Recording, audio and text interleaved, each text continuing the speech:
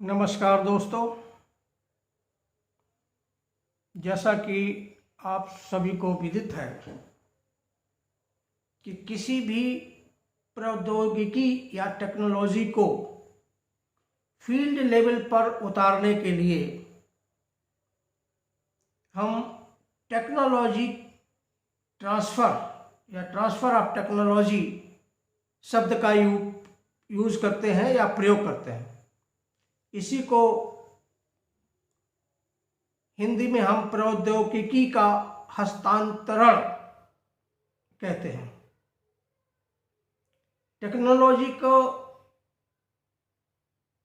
हस्तांतरण field level पर करते समय किन किन बातों का ध्यान रखना पड़ता है या कौन कौन सी ऐसी गलतियां होती हैं जिनसे हमें टेक्नोलॉजी का पूरा बेनिफिट, पूरा फ़ायदा नहीं मिल पाता है। इस तरीके की जानकारी, इस तरीके के बारे में हम कुछ अपना विचार विमर्श करना चाहेंगे। दोस्तों, पृथ्वी पर जीवन को स्थायित्व प्रदान करना टेक्नोलॉजी की एक मुख्य भूमिका है। पृथ्वी पर जीवन को स्थायी रखने के लिए हम प्रौद्योगिकी का या टेक्नोलॉजी का हस्तांतरण या ट्रांसफ़र करते हैं।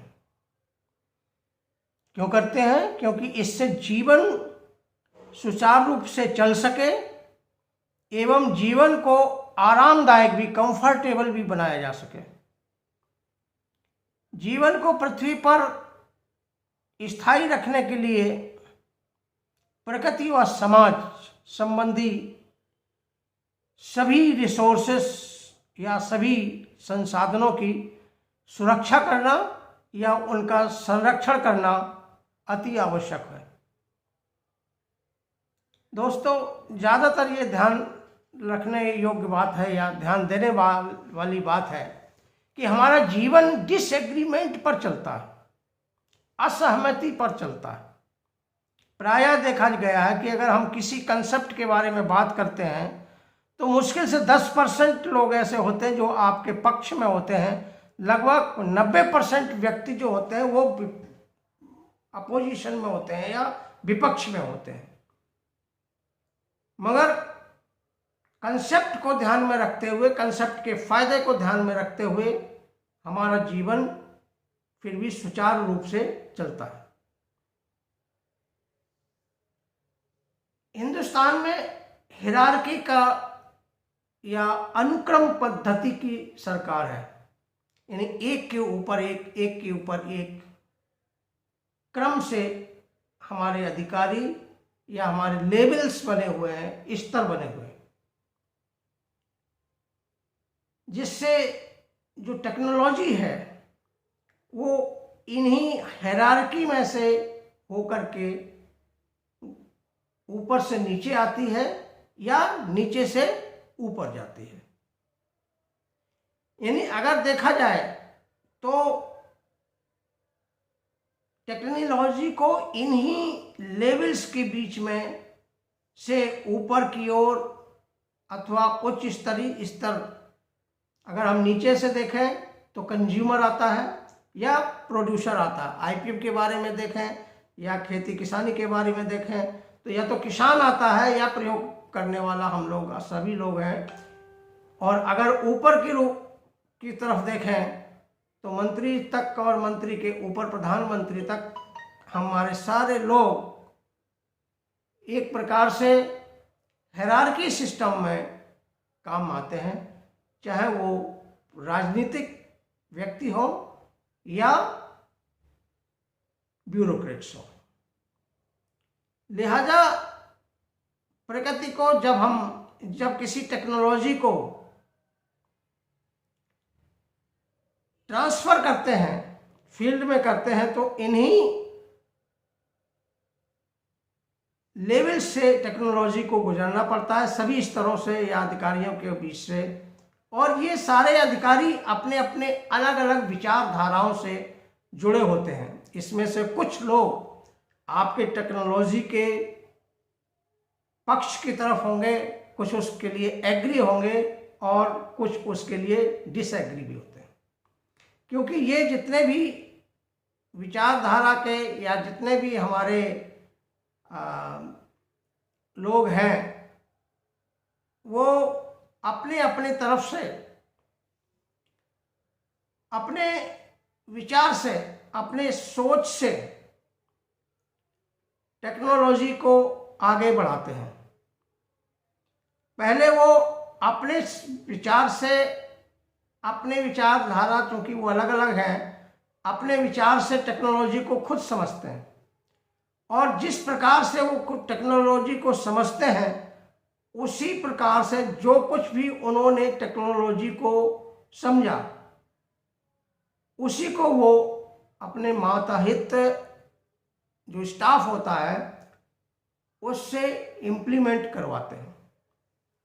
चाहे भले ही उस टेक्नोलॉजी का जो मूल रूप से जब वो टेक्नोलॉजी बनाई गई है उसका कॉन्सेप्ट, उसकी विचारधारा, उसके उद्देश्य, उसके लक्ष्य कुछ भी हो, परंतु जिस तरीके से वो समझते हैं उसी तरीके से उसको इम्प्लीमेंट करवाते हैं।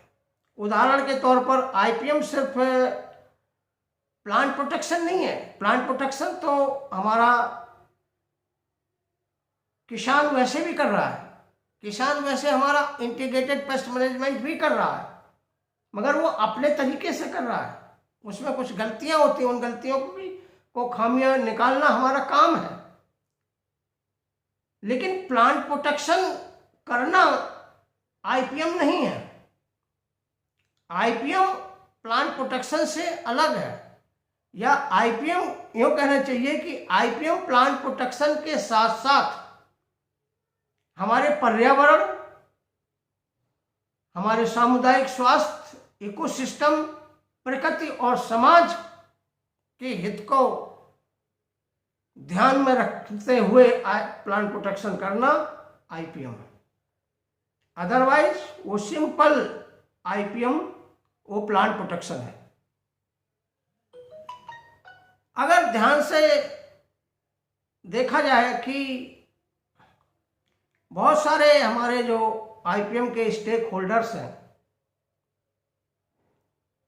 वो ये नहीं समझते हैं कि आईपीएम, ज़्यादातर स्टेक होल्डर्स यही समझते हैं कि प्लांट प्रोटेक्शन करना या पेस्ट को मैनेजमेंट करना या खेतों में पाए जाने वाले जो हानिकारक जीव हैं उनकी संख्या को आर्थिक हानि स्तर के नीचे सीमित रखना ही आईपीएम है। जबकि जब भी ये आईपीएम नहीं है।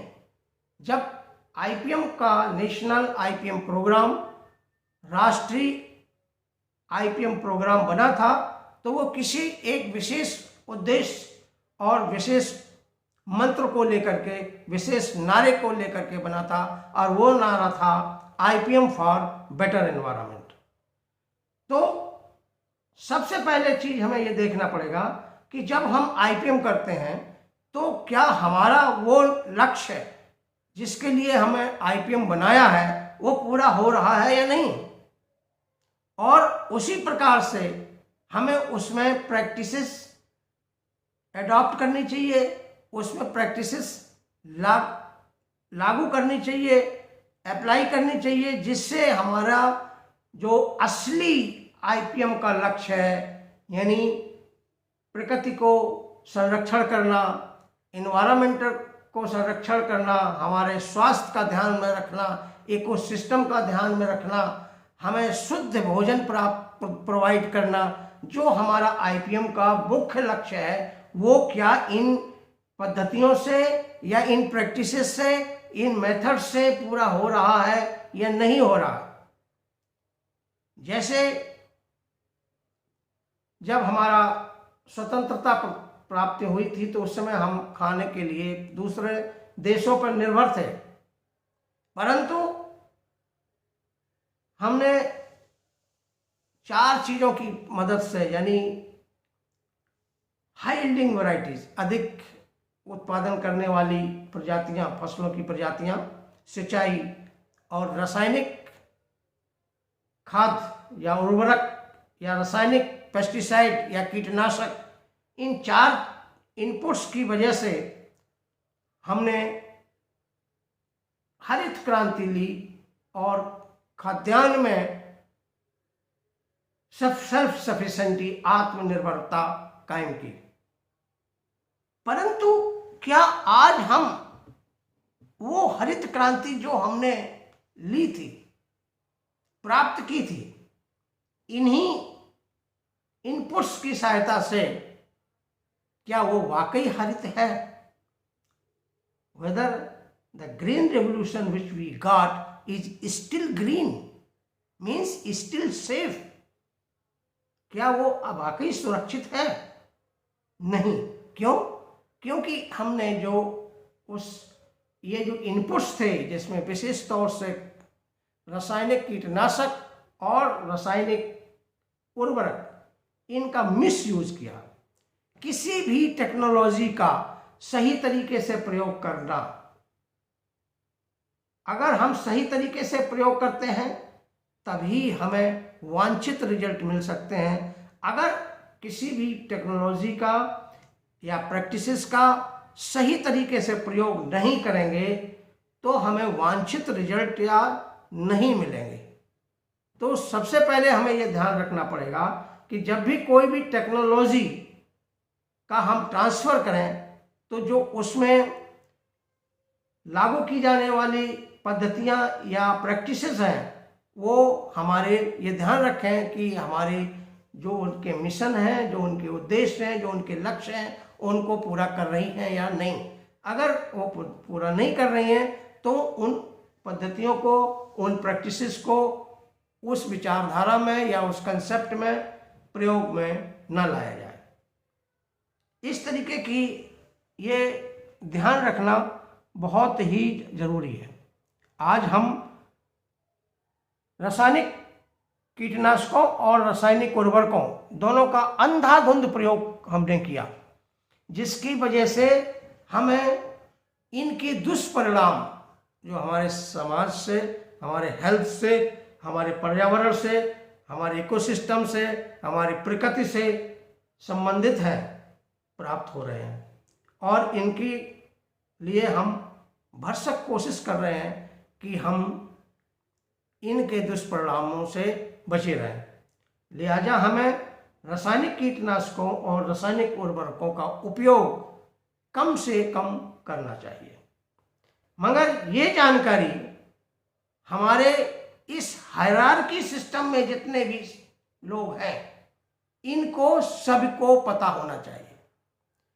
जो भी हायरार्की सिस्टम में किसी भी टेक्नोलॉजी को ट्रांसफ़र करने के लिए, हस्तांतरित करने के लिए जो भी हमारा हायरार्की बना हुआ है, उनमें जितने भी भागीदार या स्टेक होल्डर्स आते हैं, उनको सभी को किसी भी टेक्नोलॉजी का, किसी भी कंसेप्ट का, किसी भी विचारधारा का सही लक्ष्य पता होना चाहिए। नहीं तो वो अपने तरफ से उसके लक्ष्य को डाइवर्ट कर देते हैं और उस डाइवर्जन से वो लक्ष्य की प्राप्ति नहीं हो पाती है जिनको प्राप्त करने के लिए वो टेक्नोलॉजी बनाई जाती है।